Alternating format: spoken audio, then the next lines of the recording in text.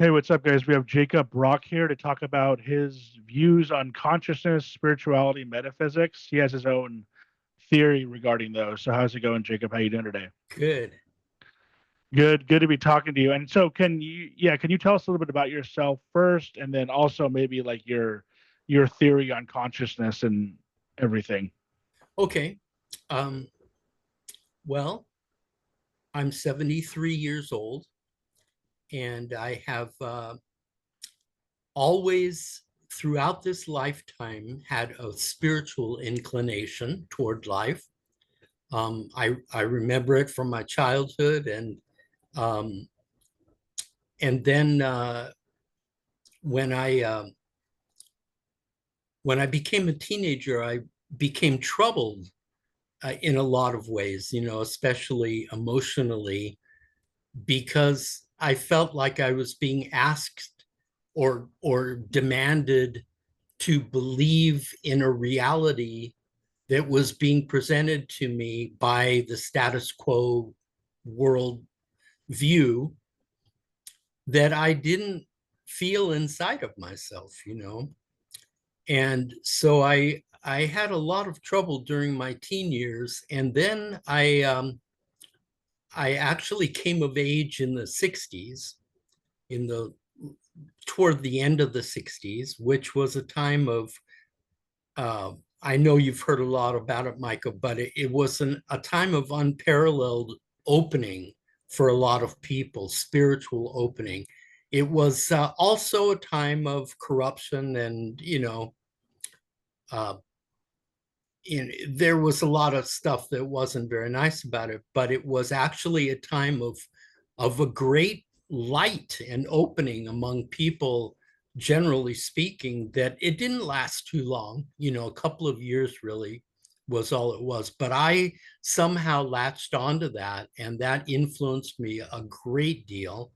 And then when I was about 23, 22 or 23, I was introduced to Indian philosophies, East Indian Hindu thought. And that was an incredible opening inside of me. I felt like uh, it resonated so loudly that I felt it was all true. And but it did fade a little bit as time went on, and I practiced it the best I could, but it sort of got away from me, and mostly that I think it had to do with the logistics of living in America, and nobody else was into that kind of thing back then, and it was like swimming upstream. And America is a Christian country, so that was one thing that I found was I was sort of always butting heads with the fundamentalist Christian culture. And so when I was about 28, I decided to jump into that and join them and see what it was all about. And I read the New Testament, and I was really, really shocked about who Jesus was. I mean, it just really, my reading of the New Testament quietly, without, this was before I had any church involvement, so I wasn't depending on any other teaching about it. I was just reading the New Testament, and who I encountered in those pages, the person of Jesus, was amazing to me. An amazing spiritual teacher. And so that began a lifelong association with Jesus and with Christian mysticism. As it turns out, I did go into the church for a while, but I didn't stick because, again, I butted heads with a lot of people who were very fundamentalist and very uh, moving in doctrines that I didn't feel were enlightened at all. So I do still have that Christian mystic aspect to who I am, but since that time, I've gone on to take a much broader view of things, that involves consciousness, and it involves the evolution of consciousness out of a beginning state of, like what the Bible, I'm probably going to quote the Bible a lot because I believe that the Bible is a spiritual and mystical book, prophetic book. It's not just a fundamental, um, you know, sort of law-oriented book. It's it's got a great deal of truth to it, and a lot of the truth is presented prophetically and parabolically. And in the beginning of the Bible, it talks about Adam, and it talks about the story of Adam and Eve in the garden. And what I see that as being is the awakening of human consciousness to a state, to a certain state of consciousness that is based, as the Bible describes, based on dualism and separation from God. So my overview that I've come to now is that this entire age, since the beginning of this age, which was described in the Bible as Adam, and I don't ascribe to that being the beginning of all creation, but the beginning of this age, Adam awoke to consciousness. And that's what this has all been about. And for 6,000 years, we as a people, as a race of beings, have been moving in a state of consciousness that I call Adamic, and we are stuck there. And that's why human history has not changed very much. It's been very circular for 6,000 years. It's been very repetitive, and we are still the same. We're in the same state of consciousness as we were in the beginning.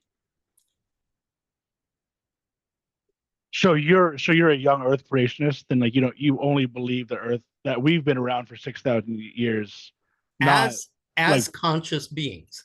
okay. I believe that our species is much older, like according to science. And but as human beings that as we know us now, conscious beings with, as the Bible describes, the knowledge of good and evil, yes, we've only been around for 6,000 years. Okay, but we were around before that, just not Yes, conscious.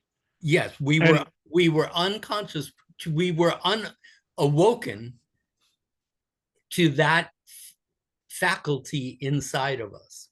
and do you know why God, I'm assuming, you believe, like made us conscious at that point 6,000 years ago? No, I believe in the evolution of consciousness. By the way, Micah, can you see me or am I cut off? No, I can see you. The only thing that I would say is it's a little, maybe a little bit too high, but it's fine. I can Okay. see. Okay. There's Yeah. not a bar across my face. Okay. No, there's like light, but it's fine. It's Okay. Okay. Um, uh, maybe if you lower the camera like a little bit, that would be the only thing I would say. Otherwise, yeah, or yeah, that's good. okay. Um, what was the question? Oh, so do you believe that God at that point gave us consciousness, or you feel like you said we evolved Okay. consciousness? No, I believe in science, Micah. And to me, the evolution of consciousness is scientific. I believe that God created us in the very beginning because there are many scientists who also believe in the original creation. Albert Einstein was actually one of them. Um, uh, there is an original creation, but since that time, we have all been basically governed by scientific principles and laws of the universe. And the evolution of consciousness is one of them. I don't believe in a personal God who is, sitting up in heaven with zapping this person to do that or this or that. I believe that according to the science of evolution, it was time for us to awaken when that's the story of Adam. And we were already biologically somewhat evolved as we are now, but that one faculty of consciousness had lain dormant within us for since our creation. And it was time. It was just an act of evolutionary science that it was time for us to awaken. Okay. Yeah, so I want to get into all this, but I actually want to go back to what you said in the beginning, but then also just to mention, like your son brought you on, Yes. or he asked for you to come on Reddit. That's how I found you. I was wondering, do you does he believe what you believe, your son? Like, are you guys on the same page with that, or does he? He's totally um hold on one second. He's totally open to it, and he reads all my books, and it gives him um, a basis for understanding truth. But I wouldn't say that he's in the same place as me in as far as believing it. But that, Micah, to me, is going back to my Eastern philosophy days. That is governed by our karma. And karma is an aspect of that each of us has that is propelling us forward in the evolution of consciousness, each individual. And so it's different for everybody. And so uh, I, as with both of my children, I realize that they are separate beings governed by karma themselves. And in that way, they can't really be compared to me as far as who I am and what my karma is and has been in this life. Okay. So then you said in the beginning when you were a teenager, you felt different, I guess, or like you didn't really um you didn't see the world the same way as everybody else. So how was that? Like It what was was that? very painful. I was troubled. I was a troubled teen. I had a lot of emotional pain. And it was mainly just the fact that everybody wanted to put me in a certain box and I couldn't go there. And it was the box of society. My parents were, urging me to go in a certain direction and counseling me to, if you want to be happy, you need to get this and that squared away in your life. And, grooming me for success is what a song lyric, by Jethro Tull goes. They groomed me for success, Yeah. and I couldn't go there. There was something inside of me that it wouldn't fit into that box, and so I was very troubled. And that's why when the '60s came along, I not only saw the value of it as an enlightened period, but I also took quite a bit of liberty with drugs because drugs helped me to forget my pain. Yeah. So in terms of what you saw when you were a teenager, like did you see things differently? Like did you have not only like the typical stuff that kids go through, which is like their parents telling them to do something they don't want to do, but like did you kind of see consciousness in the world differently No, than I everybody didn't know else? anything about consciousness back then. I felt things. I felt very strongly, and I felt this, but I didn't know what it was. I felt all of my spiritual inclinations back then, but I couldn't channel them. I didn't know what they were. Really, my introduction to Eastern philosophies was the first spiritual channeling that I was able to do, um, to understand everything I had been feeling up until that point. Yeah. But yeah, you kind of mentioned that it was more than just normal typical stuff, that it was a feeling. Um I mean, would you be able to put the feeling into words when you were a teenager? Like, I know you didn't really understand it then, but like, did you literally It was kind of alienation. see things differently than you kind of made it sound like you saw things differently than everybody else, or are you just talking I'm about not sure. typical I'm not sure about that. I know I saw things differently than mainstream society. in The, terms of what though? Are you talking about work and stuff, or are you talking I'm about like talking about the physical everything they world? expected. I was a young person, so everything they expected a young person to do and become in life, I saw differently. Yeah, and I feel Yeah. like most teenagers probably would say that, right? Like, I Well, mean, I don't really. they're probably feeling a spiritual impulse and they just don't realize it Yeah, well, because we're all spiritual. yeah, I'm not taking it away from you. I'm just saying, like my parents probably wanted me to do a bunch of stuff that I didn't really want to do, and it's kind of Right.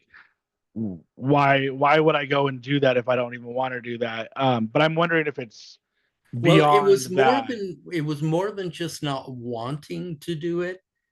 It was I can't. Like you I can't can't. do this. What was it that you couldn't do? Like a regular job, or I just went I went to college. You know, I enrolled in UCLA and I began a 4-year study program so that I could get a degree, get a good job, or, you know, be somebody. And after the first 6 months of being in college, I realized that I could not take certain classes, that I just couldn't, certain classes rubbed me totally the wrong way. All I could do was take art classes and music classes. And so I tried that. And after a year and a half, even those, I realized that I can't do this anymore. So I had to leave. And I had to go out on my own and discover what it was that I was feeling because I've been feeling it all my life. And in so? college, going that route in college, and it doesn't end there. You know, it goes on to where you get your job, you get your family. I realized that going on that route was only going to stymie me from coming to feel, coming to understand what I had been feeling all my life. It was only going to be a diversion for as long as I stayed in it.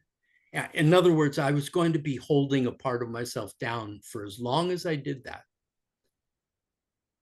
So what did you end up doing then? I ended Or up, when I left college, I was in LA and I ended up hitchhiking up the coast to Mendocino County and settling there. And I don't know if you know Mendocino County in California at all. It's a very beautiful place, land wise. It's unparalleled, really, in its beauty.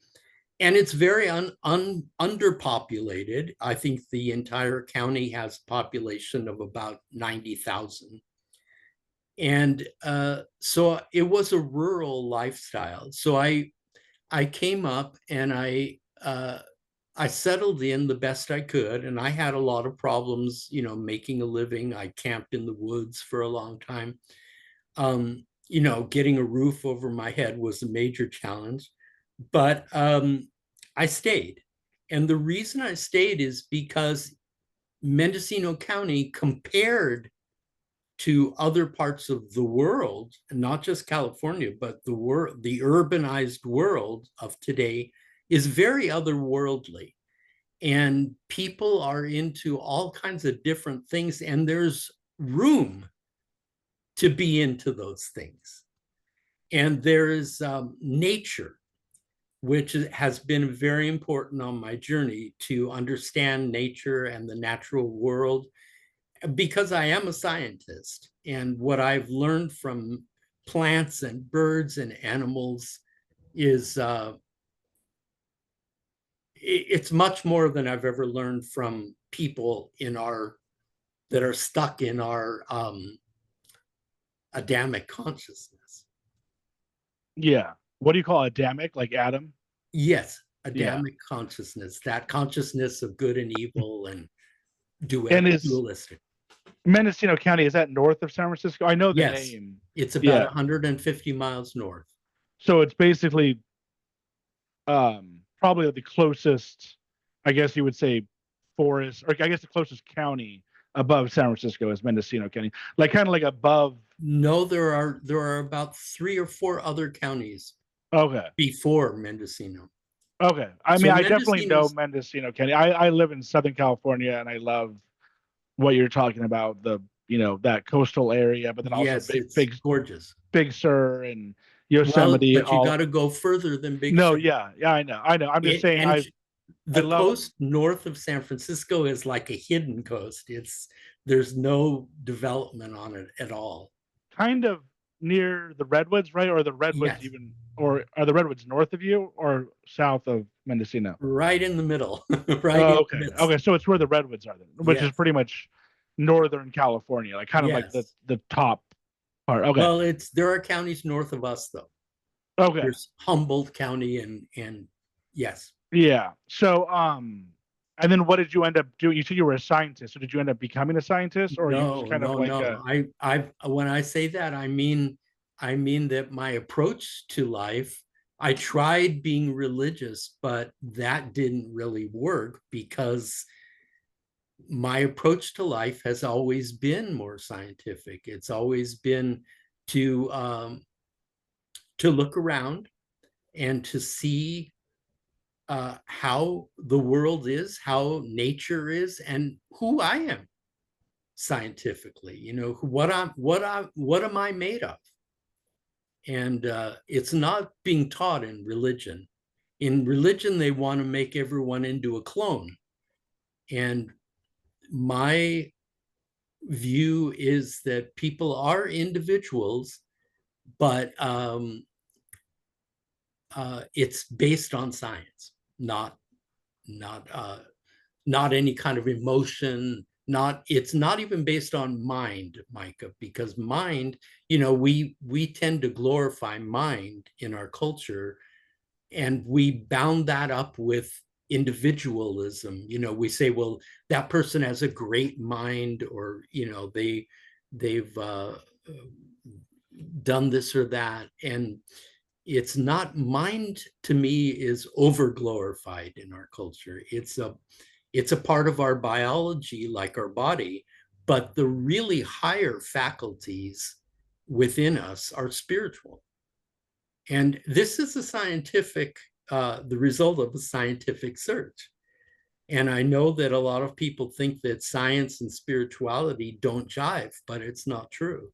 There is a science to spirituality, and that's what metaphysics is. yeah. Do you believe that so when you say you want to know or what we're made up of or whatever, do you believe we're made up of atoms?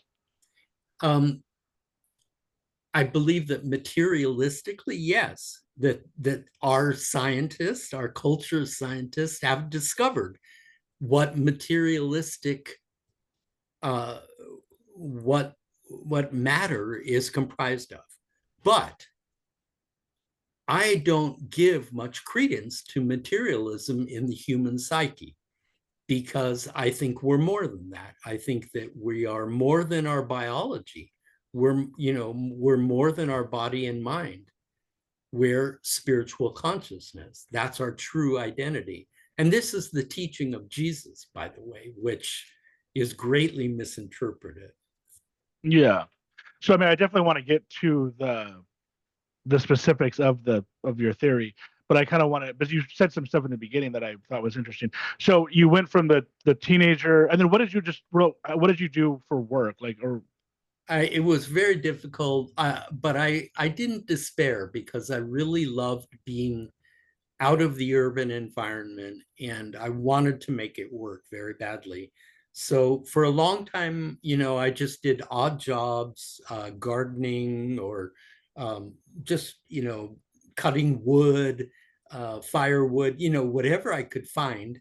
And living situations were also um, hard to come by, but flexible, in terms of the community was a lot of times open to, like, you could trade instead of pay rent. You could trade services and work for a little room or something. So I got by, and eventually I did get work, and the kind of work I did was service oriented work in a small store market, and I also was involved in the community, and I ended up meeting my wife there and having a family. And so, yeah, I mean, on some levels, my life looked pretty normal at that point.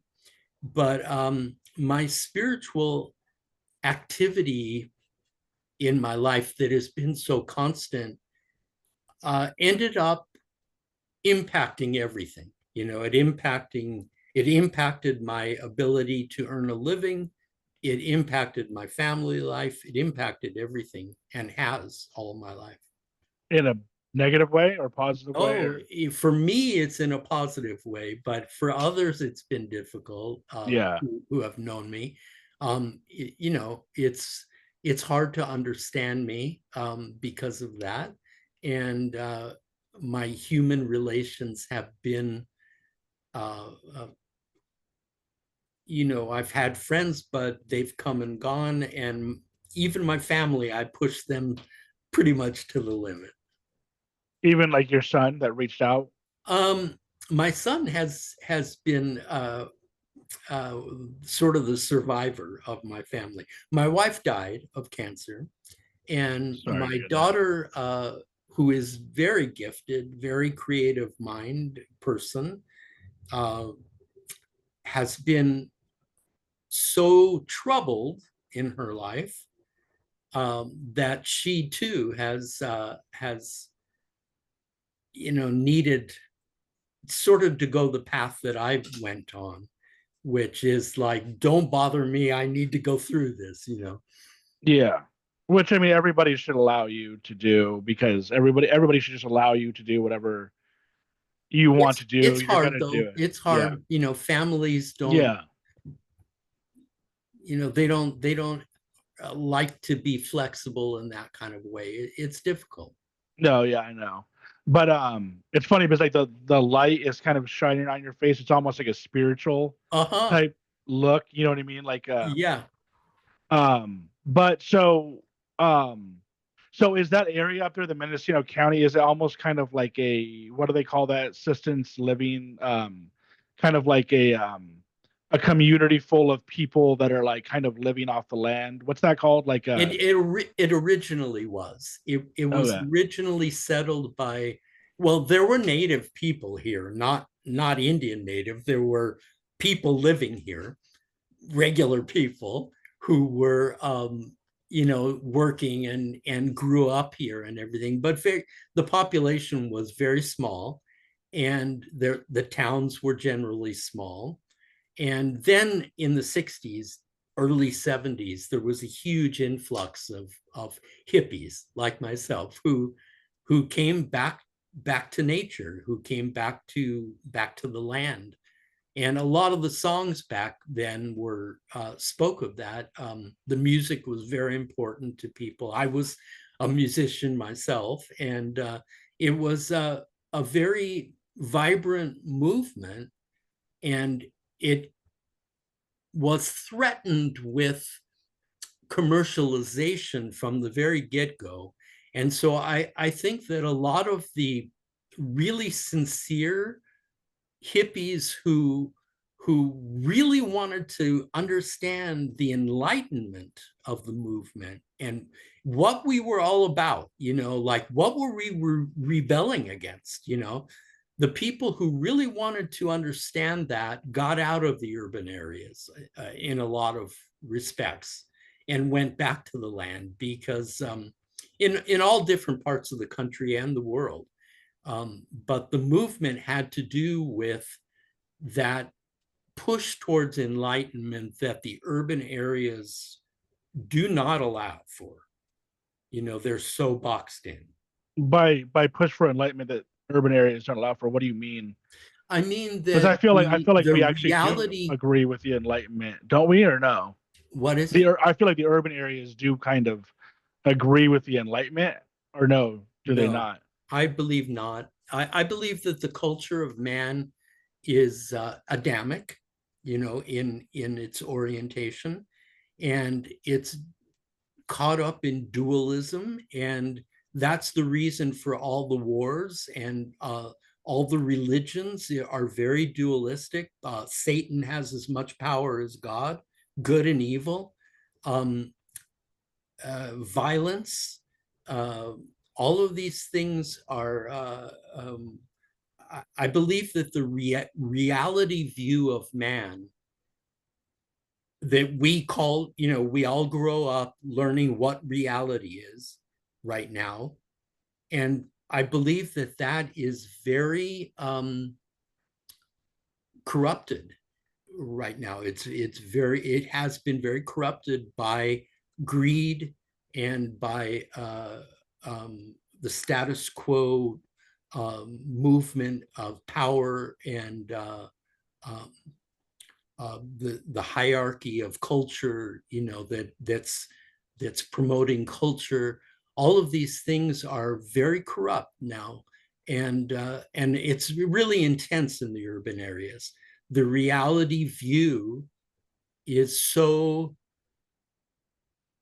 strong. You know, it takes infants from the day they're born and grooms them according to this reality view, and uh, it's not the truth. It's so there is an enlightenment movement, but it's a movement of consciousness, and it's a movement away from Adam, from Adamic consciousness. Okay.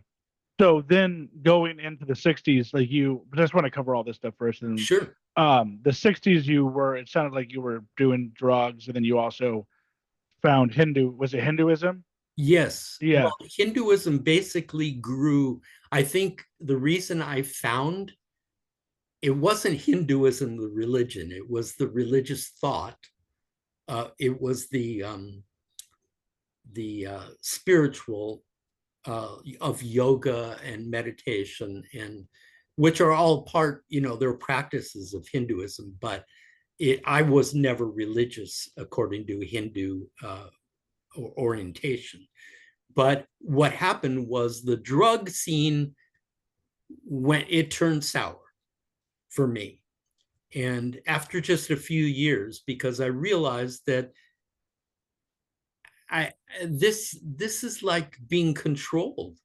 They can control what they put in the drugs and the substances. There's no um, you're not doing it yourself. It's not coming from a pure place inside of yourself. You are ingesting a chemical into your body that is no different than when you go to the doctor now and they prescribe a drug, and like an antidepressant drug, let's say, and so you take it home and you ingest that drug, and really what they're doing is controlling people. They're manipulating people to be able to function in society the way it is.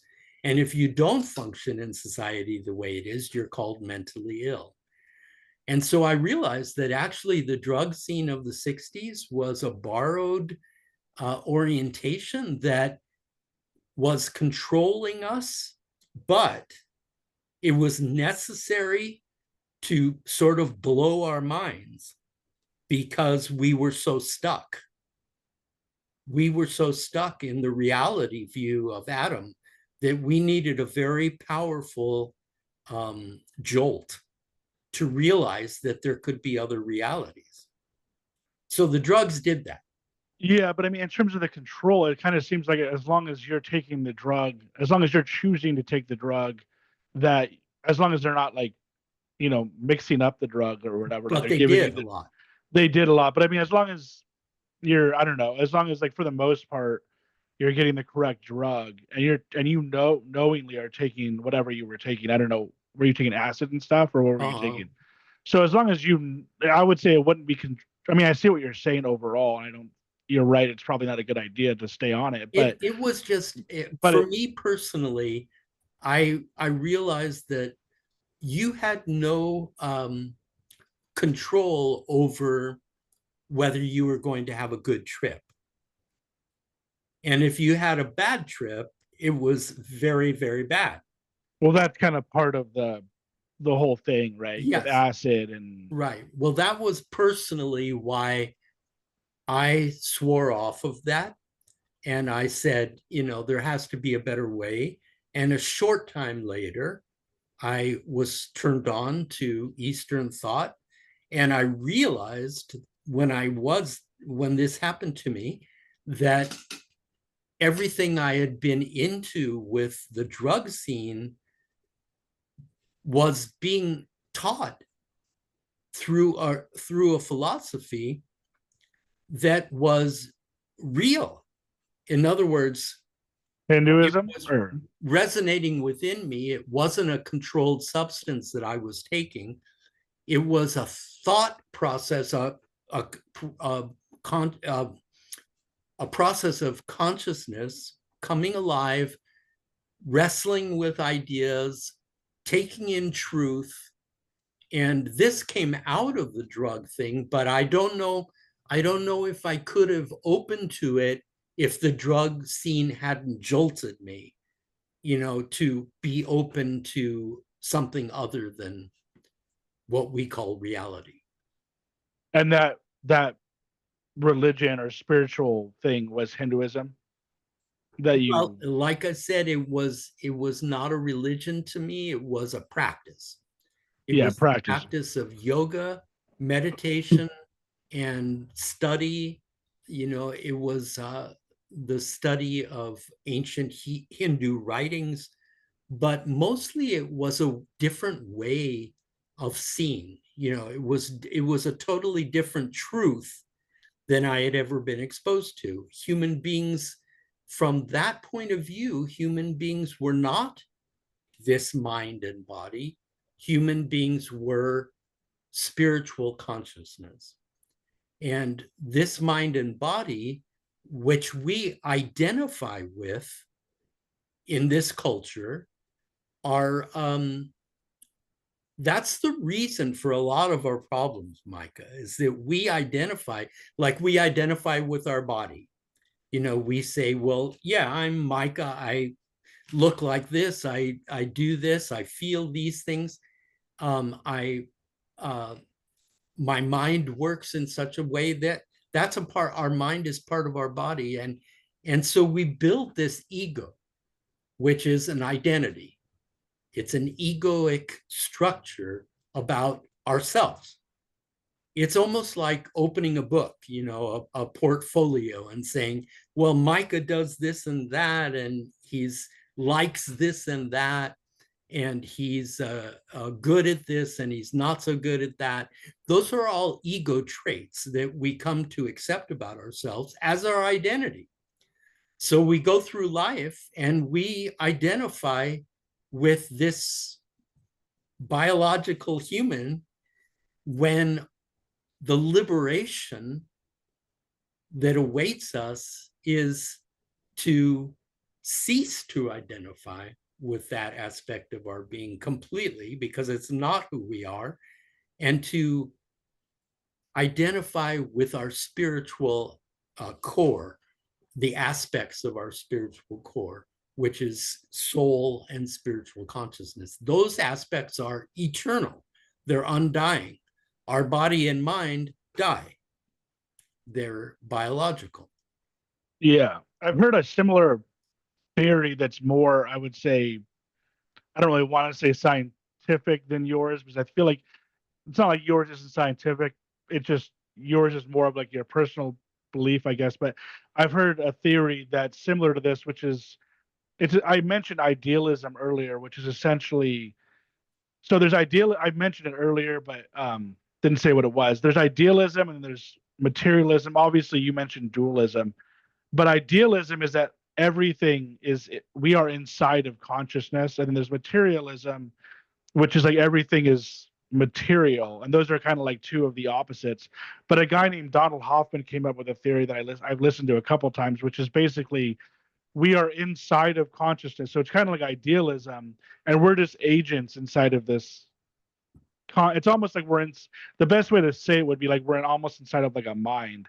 But the way that you're describing yours makes me think of this one where like it's kind of like the whole thing is we're not really, there is no I kind of thing, like you just said, like Right. there's no me. It just I'm more of like this spiritual kind of agent inside of this. There is a you, but it's not materialistic. It's not the identity that we have been taught to believe. There is an individual you, but it's spiritual and it has to do with your karma and it has to do with the evolution of consciousness, Micah. And that's what I believe we're all here for. And we start as the Adamic man. We're all locked into that from birth, where we believe, according to our karma, we believe that from the Adamic viewpoint of good and evil, we have our own opinions of things. But as we evolve in consciousness, what we find is that Adam is not forever. That's where our reality view begins to crumble, is that the Adamic way of viewing life is not all there is. There's an evolution to our consciousness that can actually propel us into a much more enlightened state, and it's eternal life because we're identifying with our eternal aspect. And it does away with dualism, it does away with separation, and that consciousness was embodied in Jesus. He not only taught it, he lived it. So Jesus is the example of that higher consciousness. In my books, I call it the new consciousness, because that's what we're moving toward as a race. We are all on this evolutionary path. It's different. The stages that it's different for each of us because of our karma. We're all at different stages, but we all are going to evolve eventually. And when we evolve, it's no longer going to be the world of Adam. It'll be the world of the Christ. And that world is spoken of by the prophets in the Bible when Isaiah says they will beat their swords into plowshares and train for war no more. There will be a new age, and there will be a new enlightened world for mankind, and it'll have none of what we've had for these past 6,000 years. So yeah, so the next step after Hinduism, I just wanted to get through all of this, and then we're finally to where we're at now, which is Okay. you started going to church and you started reading the Bible, believing in Jesus Well, and I all that. should say first that I read the Bible, I read the New Testament. I met Jesus. I met him in those pages. And I believe Literally, or literally he became as real to me as you are. do you feel like you ever talked to him, like you've ever seen him? Oh, I did. All Christians do that. Well, I mean, like literally see him, like he's No, no, I no, never had just a talk to real. him in your Yes, mind. he But was yeah, a comfort to me. He was like yeah. a friend. So first I met Jesus, then I believed in what he did. I took that into consciousness, which is the forgiveness of sin, the reconciliation with God. I took that into my consciousness not because I was being religious, but because I could feel it resonate as truth, that in Adam, the thing I needed most was to believe that I was reconciled to God. So I took that into my consciousness and I began a journey, a spiritual journey that has never ended since then. And I did go into the church, but that was a mistake on my part. I felt like I needed to do it because that's what you did when you believed in Jesus. And so I ended up having uh, about 7 years of church association, but toward the end, it was not pretty. It was What kind of church was it?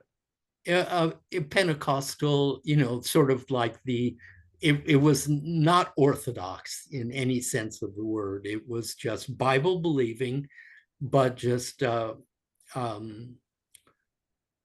open to worship in whatever way you felt comfortable. Kind of just typical Christian church that Yeah, yeah. anybody would go We to. call it evangelical church. And you would evangelical meaning like you would preach to, you would kind of go out and try I and did that save people. because the church told me I needed to, and I regret it. It was a very small-minded thing to do to other people. Well, do you feel like is what you believe now something that you want to spread? Is it something, do you want to try and bring people to The what you only believe? thing I Or want to spread, Micah, I don't believe you can spread this, but I believe I can testify to what I've learned, because the truth taken into consciousness is what helps everybody evolve.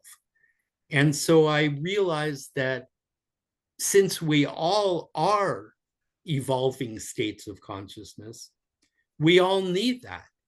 We need, because in this world, it's very difficult to hear the truth.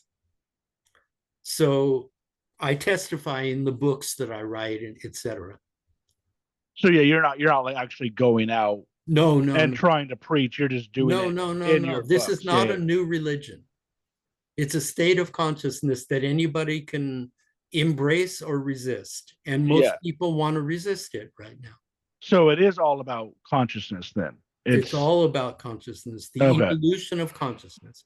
Okay. And then you said it went bad towards the end. What do you mean it went bad? Like, did you start Well, arguing with people at the what I church or understood about the church in a nutshell is that the church is moving in Adamic consciousness, which means it's moving in a lot of false doctrines, especially about the teachings of Jesus, because those false doctrines are part of Adamic consciousness. In other words, and what do you mean by it? the Sorry to cut you off. dualistic belief that Satan is as powerful as God.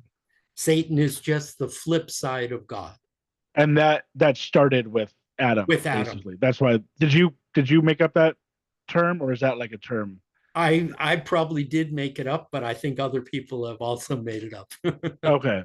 So what do you believe instead of that? If it I you don't believe that there's no dualism, there's no Satan. God is all in all. God created all. God is not a person. God is himself, itself consciousness. And God is consciousness in its perfected infinite form, which is very hard for us to understand because we're consciousness in evolutionary states in progress. So we see God as being very great and very far out ahead of us, and it is. But it's the same stuff. The Bible says we were created in the image of God. We have an endowment of consciousness in us that no other creature on the planet has, and probably in the universe. We have this endowment of consciousness making us like God, but we are in evolving states, progressing forward while God is already perfect. okay. So sorry that I cut you off when you were kind of going into what they believed in. They're still an Adamic Yes, consciousness and there yeah. were many false doctrines, like the doctrine of going out into the world and preaching fundamental Christianity to people, telling them that they're going to hell if they don't, believe in their story. It was just a teaching that I could no longer be a part of. Yeah. So did you start kind of arguing with the people at the church or did I you kind of didn't stay a argue, separate but way? I was very grieved. In other words, I would go and listen to a sermon, and I would be my spirit within me, my consciousness would be extremely grieved by what I heard, and I felt bad. And the more that that happened, I realized that I just have to go. I just have to leave. I can't do this anymore. Okay. So yeah, so getting, I don't know if you've already said exactly what it is that you believe, but getting to that, did you already kind of explain that? I mean, I know you've gone over it, but what is the full description of what you believe? Well, the full description is that I believe in the evolution of consciousness from Adam to Christ, and that that's what the Bible is a handbook showing us that it's showing us ourselves first in Adam, and most of the content of the Bible is about Adam, but then it introduces the Christ in the form of Jesus. And so it's then teaching us that according to the evolution of consciousness, we can all become the Christ. And that Jesus, in fact, the New Testament says he was the firstborn of many brothers.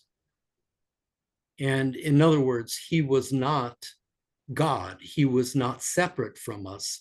He was God in the sense that he was consciousness, but he was not God to be worshiped, as if like an idol. He was one of us, and he had consciousness, but he had evolved to a much higher level than we have. So he set this example for us to move forward toward. So coming, you said earlier, like you're a scientist. So coming from a scientific perspective, how would you kind of, if somebody would say, okay, like, how would you make this make sense in a scientific way? Like, Okay, where are you getting most of them? Are you getting well, pretty much all your science, information from the Bible? Like, are you just reading the Bible separately than the other Christians, or how are I you getting look your at knowledge? nature too, Mike. I look at all of nature. I look at the way we're made. I read the Bible, but to me, like I said, the Bible is its main theme is the evolution of consciousness, which is a science. So basically, here's the thing. Scientists today do not believe in that spiritual life is governed by law. They believe that that's more of a religious, part of human life. But they believe that the universe is governed by law. The created universe is completely governed by law. And I don't mean just, life out my window, plants and birds and everything. I mean that law is what makes the seasons change. Law is what makes our food grow. Law is what makes uh, cold and hot. Law is what makes everything in our environment. It affects us completely, and it's all governed by law. That the scientists have no trouble believing in, and that's what they've been studying for all these years: is how to find and discover the laws and then use them to benefit mankind. That's where science has been coming from. And by the But laws, you mean like the laws of physics, like gravity and yes, all the, yeah. yes, yes, the laws that govern all life. Okay, so they don't have any problem with that. But where they stop is they say spiritual life is not governed by law. It's governed by human emotion and feeling and the need to be religious and inclination. But Jesus taught differently. Jesus taught that spiritual life is governed by law. And I don't know if I can give you an example in his teachings, but that is the basics of all truth is that it's governed by law, not by religious, devotion. It's it's spiritual life, the way we're made, the makeup of man, the makeup of God. All of these things are the nature of the universe. It's all law. And what do you mean by law? Like, how is everything law besides Okay, the well, laws of physics? Like how are we? How is there law with man? I guess okay, or the life. law of man is what we're made of. It's called the nature of man. And if we're made of biological uh, stuff, a body and a mind, and that's all, we die, we perish. Everything that Micah was in this life ends when you die. That's a law. But if the human psyche also houses spiritual consciousness, an endowment of spiritual consciousness that is awakened in Adam and is evolutionary in nature, that too is governed by law. And it's governed in the evolution of all kinds is law. You see it in nature in many different forms. When a plant seed, when you're holding a seed in your hand, it's not the full plant that gives you fruit. It's a tiny little pebble of a seed, but it contains the full genetic code of the fruitful plant. In other words, the seed that you're holding, if it's an apple tree, it's not going to grow into an onion. It has the full genetic code of an apple tree in that little seed. That's all law. And it's like that for human beings. If all we are is biological stuff, we will die. But if we are more than that, by law, we will live. We will not die. In other words, we may die in this body, but we will be incarnated again in another body because our spirit is governed by law. So is that what you feel like happens to everybody? Is Yes, I believe that. reincarnation or Yes, I believe that we're all in process of human spiritual evolution and of consciousness, and that it's our karma that's governing that. So, in other words, it can seem like somebody doesn't have consciousness and doesn't have karma and doesn't have, they're just strictly, but they do. It's just that they're in a lower state of evolution by their according to their karma, but we all do reincarnate according to that process and that stage of where we're at. so it's not like kind of Christianity where like you have to believe in this to No, reincarnate or live forever. Like everybody no, just or you go to naturally, hell. No, yeah, no.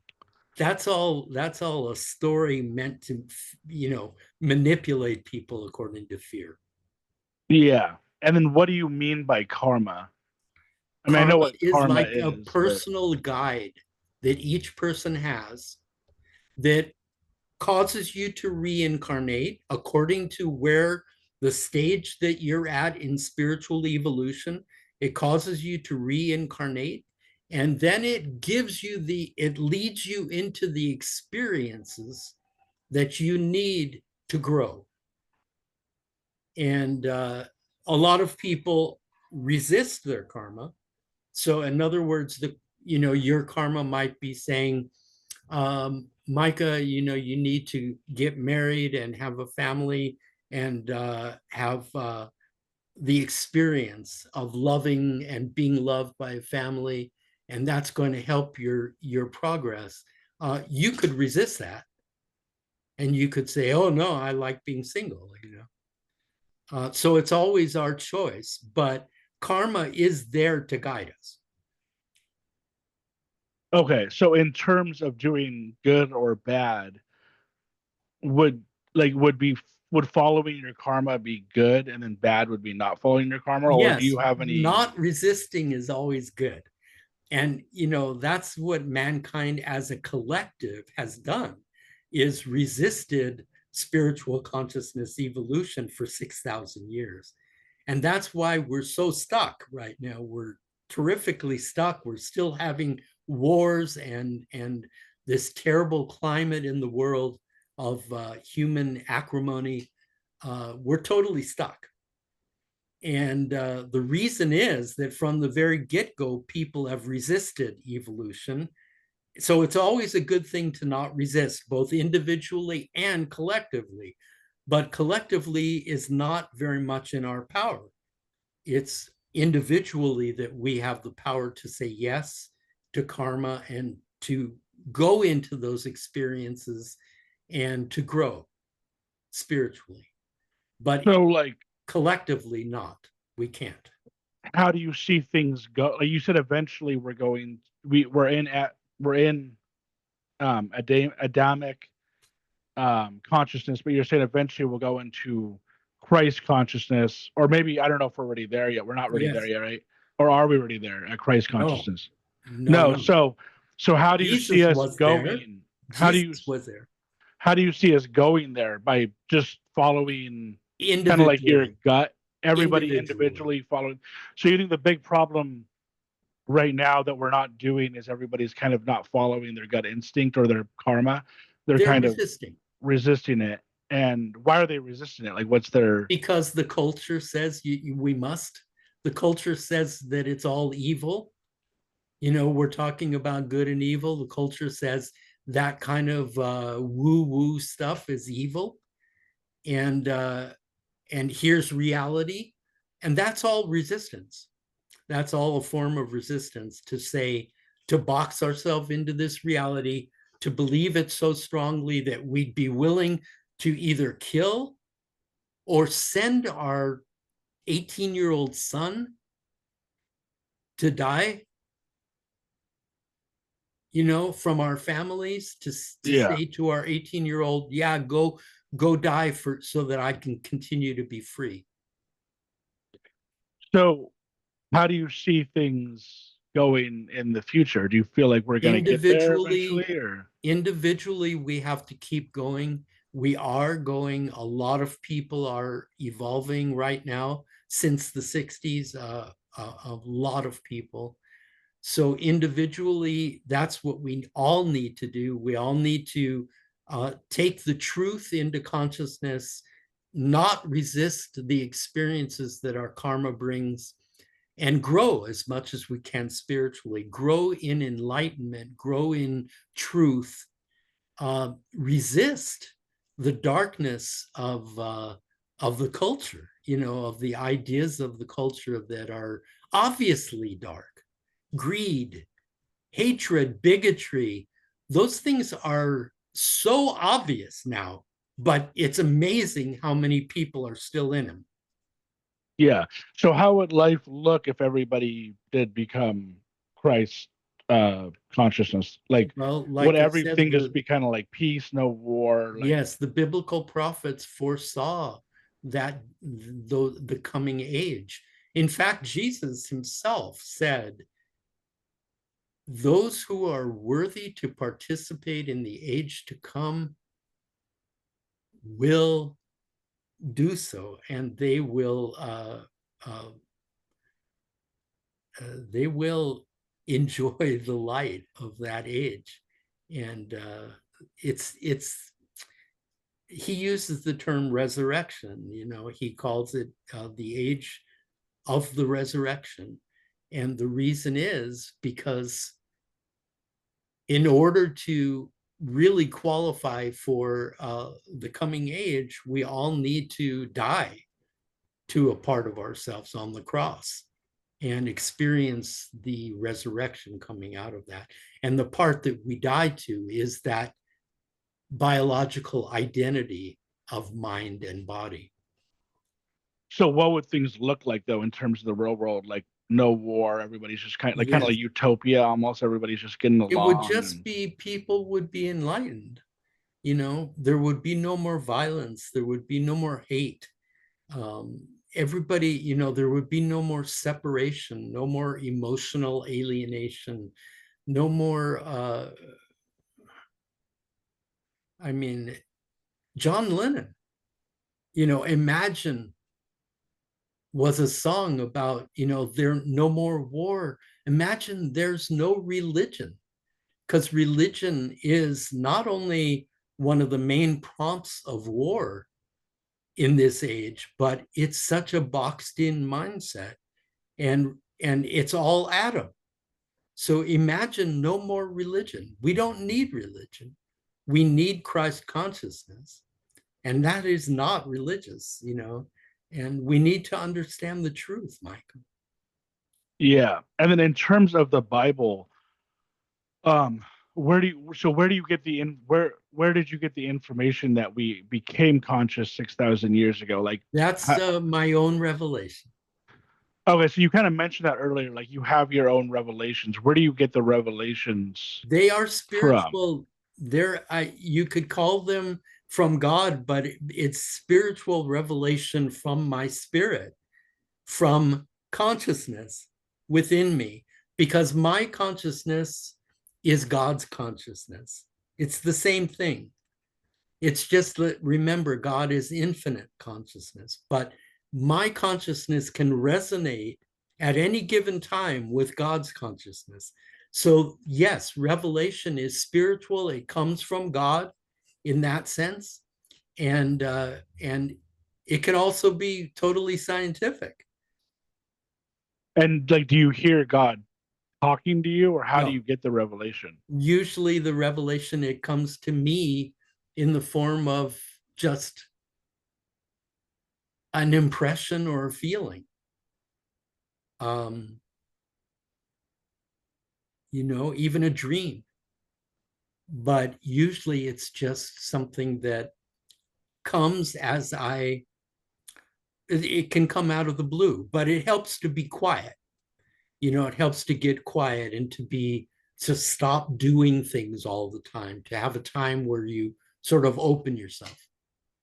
Yeah. Okay, so then in terms of the Bible in general, would you say that you believe in the whole Bible? Like, do you? I believe that the Bible was written for our evolution of consciousness. It was written as a book of truth by higher spiritual uh, beings who were more evolved than we are, who were trying to show us what we've done in, first of all, awakening to our state of to a state of consciousness, awakening to consciousness in Adam. But then the Bible shows us how we've resisted consciousness evolution ever since then. It shows us from the very beginning, when Cain murdered his brother Abel, it showed us the tone of our society, what it would be like if we resisted consciousness evolution, that there would be murder, that there would be hatred, um, war, etc. So, what would you say like the main difference between you? Like, how come you've come to a different realization than the church or anyone Like I said, the else? church is largely moving in Adamic consciousness, which has uh, caused them to resist the revelation of truth in the form of what consciousness is and who God is and who we are. And so they have this complete other idea of what it means to be spiritual or religious. And um, they've interpreted the Bible, which has also, it lends itself to a literal interpretation that they have adopted that's very dark, you know. So uh, the Bible can be seen in many ways, but I believe that it's a very light, enlightening book that shows human beings who we are and what our potential is in Christ. Okay, but I mean, in terms of like you're saying, it's a Adamic consciousness. In terms of just reading it, like obviously you're getting out of it something that's different than not only the Yes, church but yes, any religion that like yes. disagrees with you, even though you're not a religion. Um, is this all happening? Um, Like, how are they reading it differently than you're reading? Like, how come you're getting something different out of it than Like I they said, are? almost a humorous thing. I think it was part of the way the Bible is written on purpose to give us the choice to interpret it literally with a dark mind, with narrow mind of Adam, and feel totally justified in that interpretation, or to interpret it mystically, prophetically, um, according to the evolution of consciousness. Both Okay, are and it's there. like, but Both it's a aspects are there.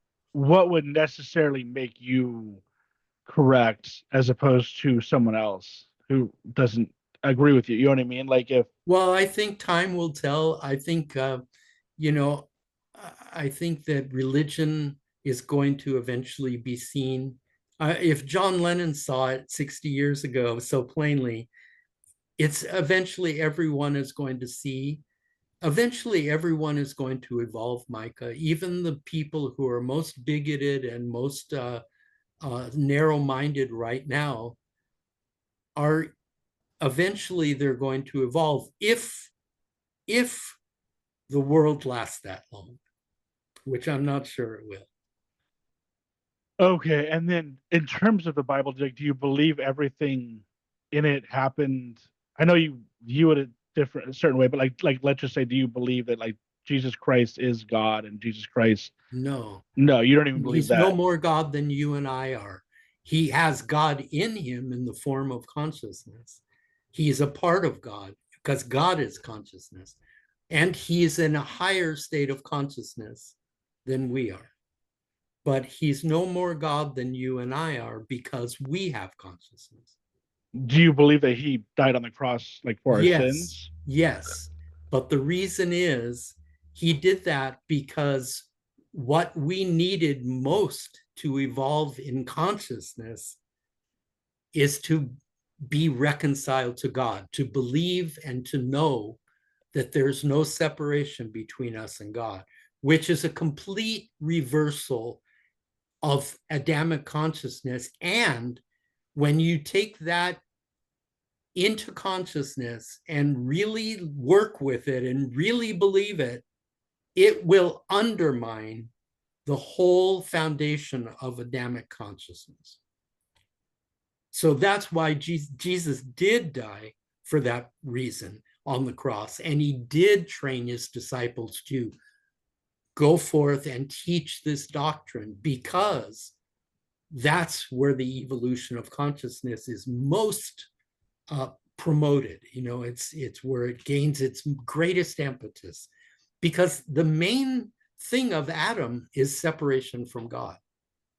Separation from God causes separation between people and alienation from all life. So that's where we've been at for 6,000 years. But, Jesus knew that we could undermine that whole consciousness by taking this word of truth into the individual's consciousness, believing in it, and saying, I'm reconciled to God. I'm not separate.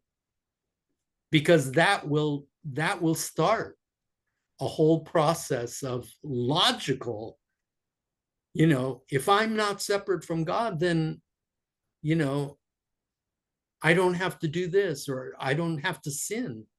I don't have to be desperate in my attempt at life, to make my way in life. So do you believe that Jesus, after he died, was reincarnated and he turned into someone else, and then that process keeps happening? He didn't turn into anybody else. Jesus has already finished his karma journey.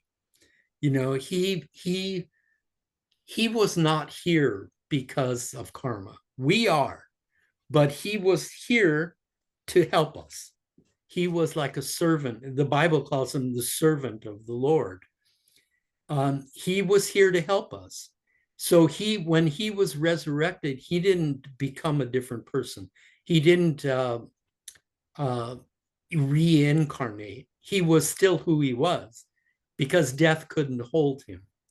because who he was such an evolved state of consciousness. He identified with his spiritual aspects of his being that can never die. That's what brought about the resurrection. And that's why there's a resurrection for all of us who reach that place of consciousness evolution. But I mean, where is he now? Where is his He's consciousness alive. now? He's alive. He's just not Where on this though? plane. He's on a separate plane of existence.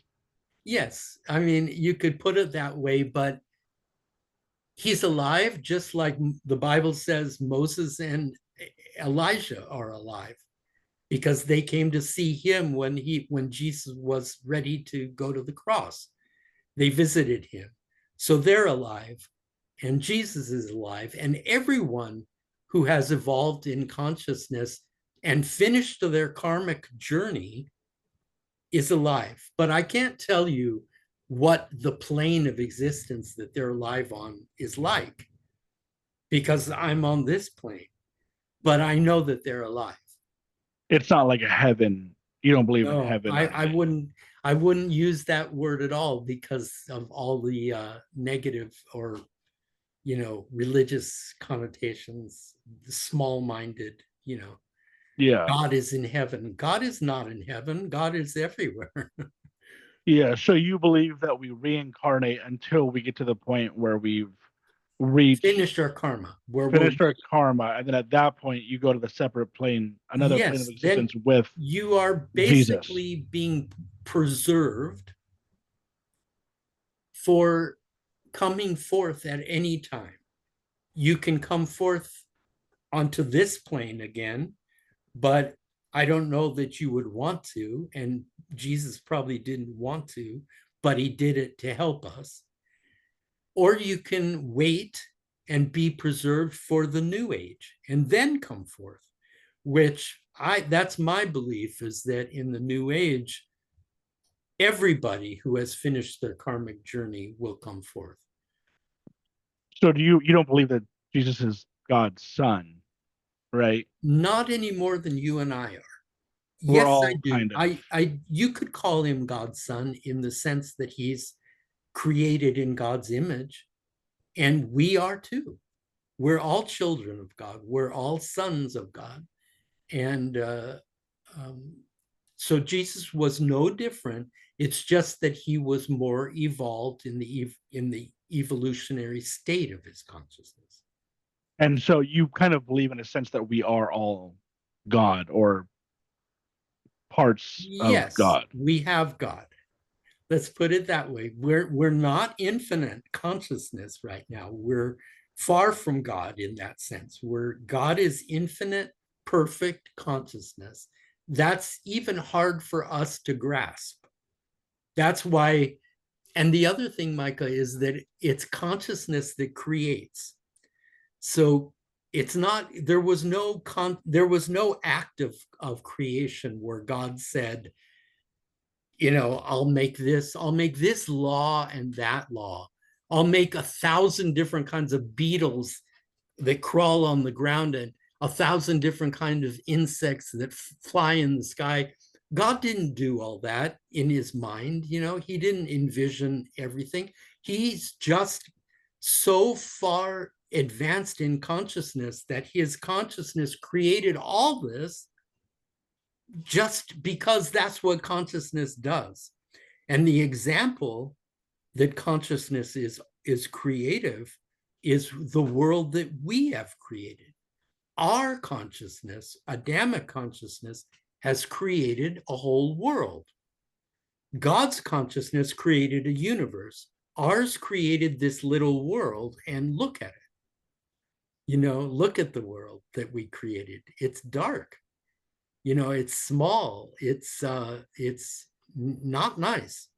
It's suffering. There's a lot of suffering in our world, and we created it. And we created it out of Adamic consciousness without doing anything, without consciousness creates without, sitting down and saying, well, now I'm going to make this and that. It just creates. So we need to be careful, because if we don't, We need to move into Christ consciousness so that we can create a better world. Yeah, and do you believe like animals are conscious? No, No. man is the only creature that has this because that's what sets us apart. And that's why the Bible says that we, mankind, was created or were created in the likeness of God. No, it doesn't say that about any other creature. Other animals have intelligence, they have mind, they have brains, and they have feelings, but they don't have consciousness. We were like the animals before Adam. So they can still. So what would you say the differences between consciousness and them still being able to feel, smell, hear, Feeling is see? biological. Feeling is a biological function. It goes with mind. It's a part of mind, and it's a perception of mind. And so feeling is not eternal. Feeling comes and goes, and it dies. But and so other animals die. They live for a little while. They live. They feel. They have minds. They're intelligent, but then they die. And that's how we were before Adam. But how would you kind of define consciousness then? Well, everything I've been saying, consciousness is a spiritual faculty, an endowment within every human being that cannot die. And as far as what consciousness does, consciousness doesn't do much. It does create, but it allows mind and feelings to express themselves according to consciousness. But when the biological entity dies, consciousness lives on. Who we are lives on as an endowment of consciousness. Okay, and when you say like when we create, like we've created this dark world, do you mean like, but we've created it by the way we live, or we've created it, we've almost No, like manu? consciousness creates without doing anything. It's not how we live, it's not what we do. It creates. That's what God did. God created the universe through its consciousness. We created this world through our consciousness. So you think we're kind of creating a world as opposed to like kind of like living in a world, like we're creating it? Well, we're living in it too. We created it and we're living in it. Yeah. And Okay. we're participating in it. And to the degree that we're resisting consciousness evolution, we're drowning in it. Okay. Um, so in terms of consciousness, you've already like just, explained what it is, but in terms like I brought up idealism and materialism, and then dualism, like mind and body or whatever. How do you feel like we're living it? Like, do you feel like we are living inside of consciousness, or do you feel like everything is like material? You know what I mean? Yeah, no, I think that the reality is of our universe is governed by law, and many of those laws are spiritual. And so I don't think that materialism, I don't think that the anything associated with matter or mind or body, uh, I don't think it's very significant. It's what we use during this lifetime to make our way forward in consciousness evolution, but it's a vehicle. It's nothing more. It's something we can leave at the door when we go. But uh, so I don't think any like materialism or anything like that is important. But I mean, like, if you had to, like, would you say that we're living kind of like it might not be important, but like, do you think that we are? I guess like spiritual might be a better term since it sounds um like do you feel like we're kind of living in a spiritual, more of like a spiritual realm or more of like a physical realm, if that makes sense? Well, no, I don't think the physical realm is lasting. It's it's based on biology. And so, yes, I think the enduring realm is a spiritual realm, but the spiritual realm can also have physical properties. There's no reason why not, because the spiritual realm is uh, it's a creator, and it can create whatever. Like if we need a body, if we need a vehicle, we'll have one according to consciousness. If we don't need one any longer, I'm not sure, what we'll be like. But Jesus said you'll be like angels in heaven, or there's that word, but you'll be like angels. So it's whatever we need. And right now, we need bodies and we need minds because we're on this evolutionary journey of karma. And but I don't think it's important in terms of it's not going to go with us to the end. Well, that's I guess what I mean. Like once we get to the point where we've evolved to the point where we no longer need this body, what will life or whatever be like at that point? You know what I mean? It's hard to say. I mean, I'm not there, and I couldn't tell you exactly, but um, I can imagine it just as well as anybody. But like I said, if we don't need bodies, we may not have bodies. And oh, Jesus said there will be no marriage, people marrying in the resurrection to come, in the age to come, in the resurrection. So, in other words, we mate right now because of karma, because everybody needs bodies. We marry and we mate, but that's not going to happen in the new age.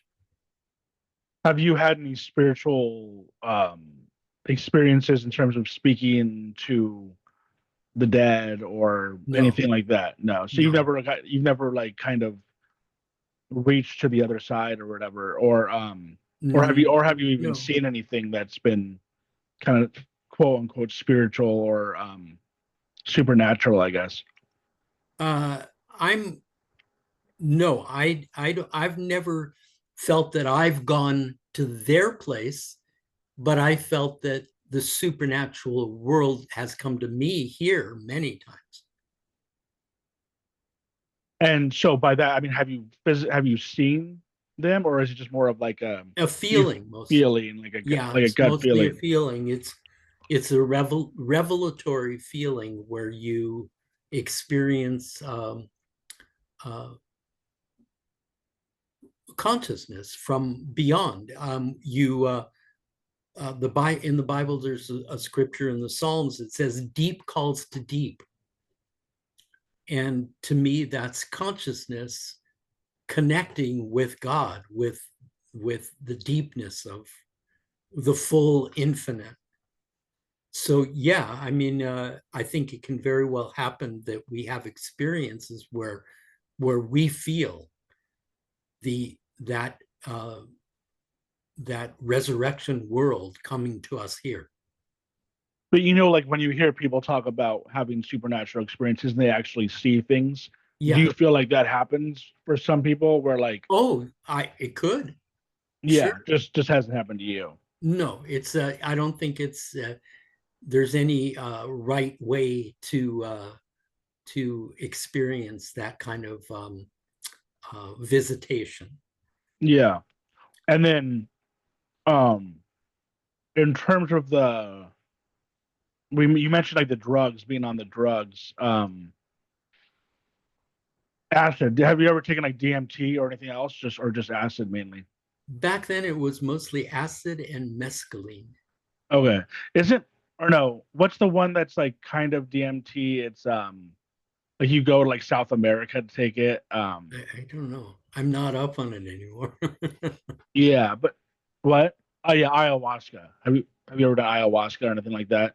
No. No, okay. So in terms of the being on the acid, um, would you say that that kind of you were able to experience it? Because you hear people when they're on it, like they feel like Yeah. whatever, like they're one with the universe or everything is conscious.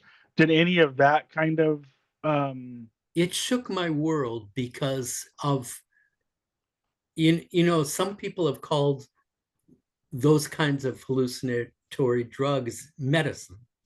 And it is medicine because when we are in a highly resistant state in our worldview, in our reality view, which I was when I was a teenager, I had grown up as very psychologically conditioned to believe in a certain reality. When we are very resistant of there being anything other than that, you need a big jolt to break out of that. So it did that for me. okay, and it kind of helped you It helped me see what understand that I was in a boxed in reality, and it's not all there was to life. okay, and then what about meditation? Would you say that that's done the same thing for you? Yes, meditation, like I said, is very important because of the quietness. It's like the receptivity the quietness gives is something we all could have, but we're all so busy. And you can't have it if you're busy doing stuff. And you can't have it if you're busy making noise or being assaulted with noise. So meditation is simply a way of becoming receptive because everybody has this aspect within them that will speak to them. It's their own state of their own endowment of consciousness will speak to them and make itself known if we take a break, if we quiet ourselves, if we say, the next hour I'm going to do nothing but sit here and open myself to this part of myself, to listen, to try and hear and feel what's going on inside of me on the deepest level. That's what meditation is to me. So have you done that? Have you been able to like meditate for an hour? Oh, I meditate for 2 hours a day usually. So But it's at not, that, it's not, I should preface that by saying that meditation, there's not a right way to do it. It's not like you have the Indian guru saying, you do it this way, you say this mantra, you use this prop, and those are methods, but there's no right method. The method of meditation is receptivity. That's all you want to accomplish. So however you can do that, people need to do that. Some people, it may only take 10 minutes for them to begin, uh, to really open up to that part of themselves. Other people, it becomes a lifestyle, where you want to be receptive all the time. And that's why people meditate longer. and what's it like when you reach that like peak? Because I've heard like when people meditate for long periods of time, you're just kind of I just get almost very like relaxed. floating, I don't relaxed. I don't usually I don't feel high or anything. I just feel relaxed and I feel quiet. And I'm generally just waiting, you know. I'm just waiting. I'm opening myself. I'm feeling myself inwardly, if that makes sense. It's like not I'm not feeling my body and I'm not feeling, although your body can aid you in this because sometimes when you're very distracted, your body can actually anchor you to your inner world by feeling your body. So, but that you have to be in control of your body. Otherwise, your body is a distraction. but I feel myself when I'm in that receptive place just by getting quiet, and sometimes I feel relaxed, and sometimes I just explore. I explore my inner realm and what I'm feeling, and of course your thoughts are part of it, because your thoughts are a source of distraction, generally speaking, but by feeling them, by watching them, by gaining some distance from them, you actually become their master, you know. So your thoughts do not have to be a runaway kind of energy uh, that controls you, nor your emotions. But then, did you have any crazy acid trips that like you remember, kind of like specific I ones? did, but I don't like to talk about that because they were just drugs. They were just drugs, manipulative drugs.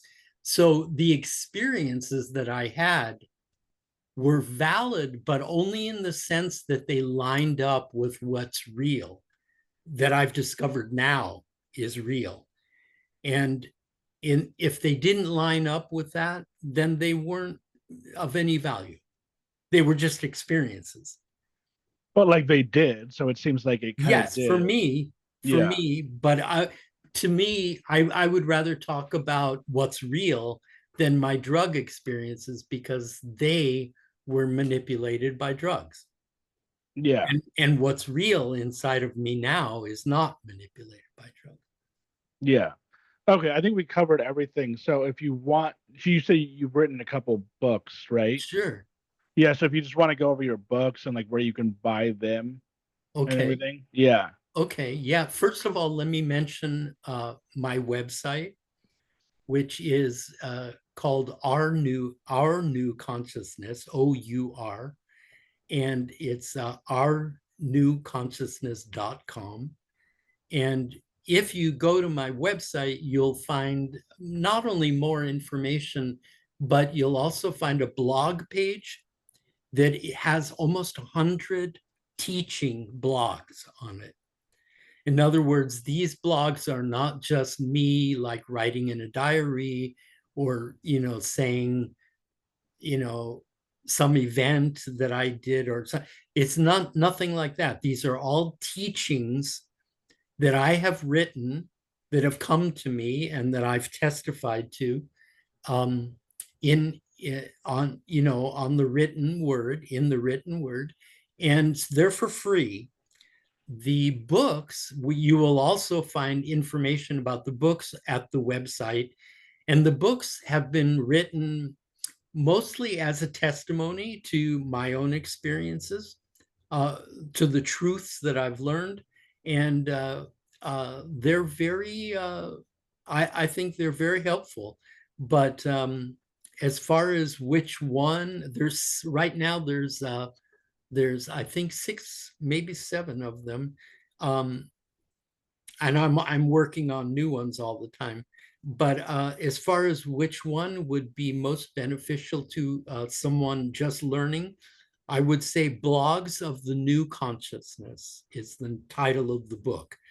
And in this book, um, I I rewrote or transferred a lot of the blogs from the website into book form, with a commentary about why those blogs are important. And these blogs, the reason this book is good is these blogs cover every aspect of life, what our purpose is, family life, the meaning of oh, the nature of the universe, everything that affects human life is covered in this book. The other books are also good and helpful. I have one book called Knowing God Aright. I think this is very important because our our misknowledge of God is really keeping us stuck big time. It's very resistant prone uh, aspect of our beliefs. And so that book is helpful. And I wrote a sort of I wrote one book about Jesus called Son of Man that is written from the perspective of who we've been talking about as Jesus, who Jesus is, not as God, not as the religious icon, but as the man of higher consciousness, Jesus. So that's a helpful book. And I also wrote a book that is autobiographical in nature called Garden in My Soul. And this book tells about my own experiences, many of which we've talked about in today's podcast. My own experiences and the spiritual outworking, the outworking in terms of consciousness evolution.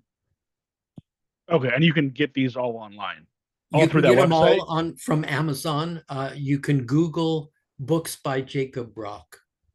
or on your website. Can you find them there too? You can find them there, but they'll do there is give you the ISBN number, which you can plug into Amazon and get all the information you need and the ordering information, etc. Okay, and then why? So would you say you have a pretty good following at this point? I mean, I know you're not like No, no, proselytizing, no, but no. I mean, would you There's a say that like couple you? of reasons not. One is that I haven't done any marketing, none whatsoever. And the reason for that is because it's not that I wouldn't want to, it's because I can't afford to, and it's a very corrupt kind of in other words, you have marketers approaching you from every angle to spend your money here, spend your money there, and I can't afford to do that. So I haven't pursued that in any way, and the word isn't out. I think a lot of people feel what I'm talking about, but they don't, first of all, they don't know what it is. They don't know the truth about some of the truth that we've been talking about today about consciousness evolution. They've never looked at things that way, and it's foreign to them right now. And they're on their way. A lot of people are on the journey and they're on their way, but they just don't know exactly what it is that they're on. Yeah, it's hard. It's kind of hard to like summarize it like the way that Christians summarize Christianity. It's Well, it's it's very it's hard. it's more complicated. Yeah, and then why would you mentioned that it's a consciousness viewpoint as opposed to like a religion? Why would you make that differentiation? It almost sounds like Because more of a consciousness is spiritual. forever and it's for the new age, and religion is not. Religion is of Adam and it will die with Adam, but consciousness is of Christ and it will be resurrected with Christ, and it is forever. And we need to look at it from that angle because that's the truth, and that's the truth that will help each of us move forward and evolve. And then you mentioned that you're not a Christian, but you're a Christian I'm a Christian mysticist. in the sense that I love who Jesus was, and I still to this day have received and do receive great spiritual input by knowing him, but I'm not a Christian in the sense of church doctrine. But you mentioned the word Christian mysticist or Yeah, mysticism. mysticist. What is that exactly? Is it kind of like It's an offshoot everything of I Christianity? embody. Okay. Is there more people that are Christian? I think more and more, Okay. because a lot of people are turned off to Jesus because of the religious association. The Bible says, my name is blasphemed because of you. And that's what God is going to say to the church. My name is blasphemed because of you. Because what that means is that people stay away from Jesus because of everything they think Jesus is religiously. And that's a pity. That's a shame, because Jesus is the only Christ figure that we have right now. I think that there have been other Christ figures in the East, in India, but for us in the West, Jesus is it. And so if Kind of we, crazy that he's uh, literally the only one we yes, have. You know what I mean? You think there'd be yes, more? yes. And he wants there to be more. And that's why he came here. But so far, it's not really happening, you know? So, uh, Yeah. but it's not that we have to embrace Jesus, but we would benefit greatly by it. Yeah. So lastly, I always ask is if there's any movies, music, TV shows, podcasts, books, whatever you're into right now. No, I don't do culture anymore. Nothing like at all. Like you don't even No, watch. I love music. I'm a musician and I go back to the 60s, but I don't I can't stomach today's music. Back when I liked music, it was incredible.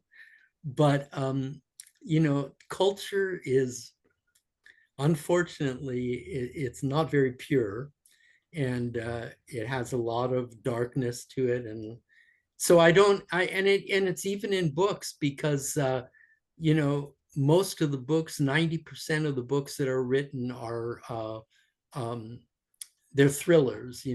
They're emotionally manipulative books to get people feeling certain things. And I don't need that. But even books that could teach people, like the Bible, or like some of the Eastern Hindu masters have written books, and even those books I don't read anymore because uh, if it's a human that wrote it, it's usually only a small piece of the puzzle.